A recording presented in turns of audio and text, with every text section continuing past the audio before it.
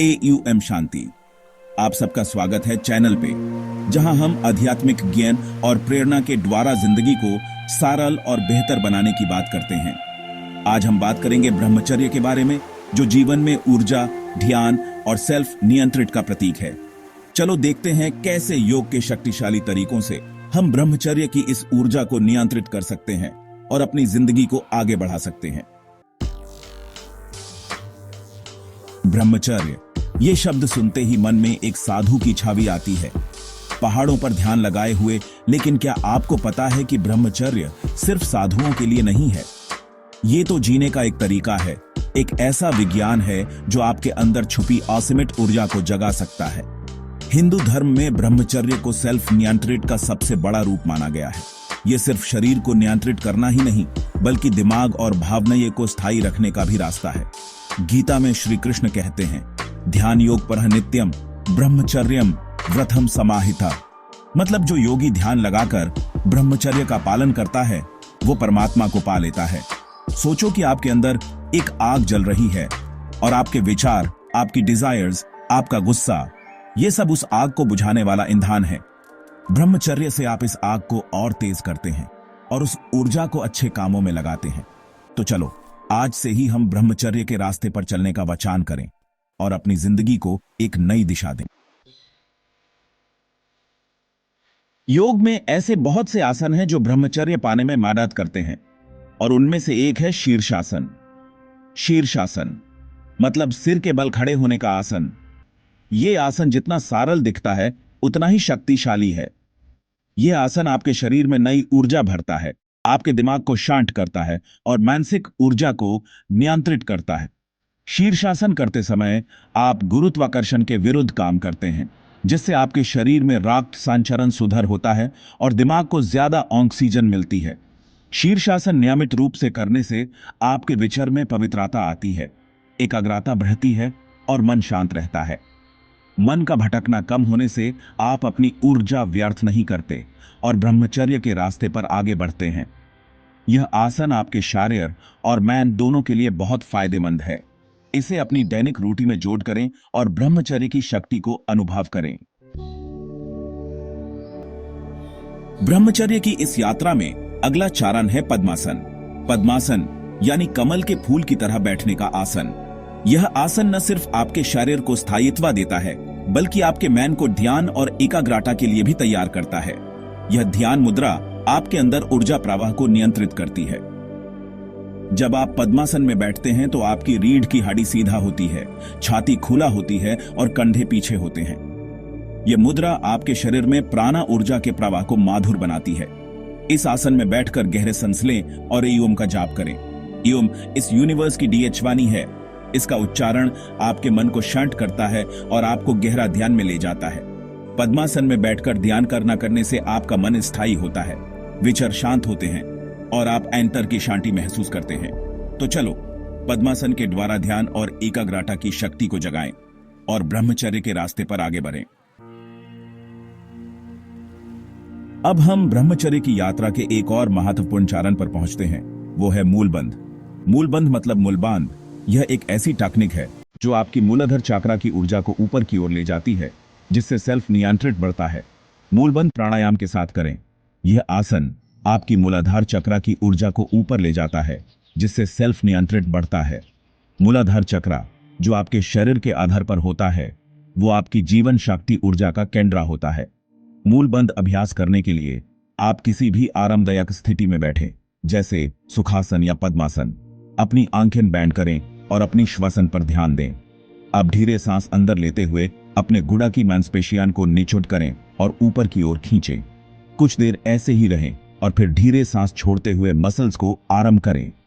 मूलबंध नियमित रूप से अभ्यास करने से आपकी शारीरिक और मानसिक ऊर्जा बढ़ती है। यह तकनीक आपके मन को शांत करती है, एकाग्रता बढ़ाती है और आपको अंतर की ताकत देती है। यह तकनीक आपको ब्रह्मचर्य के रास्ते पर आगे बढ़ने में मदद करती है। याद रखें, मूलबंध हमेशा काली पेट और किसी अच्छे प्रशिक्षक के मार्गदर्शन में ही करें।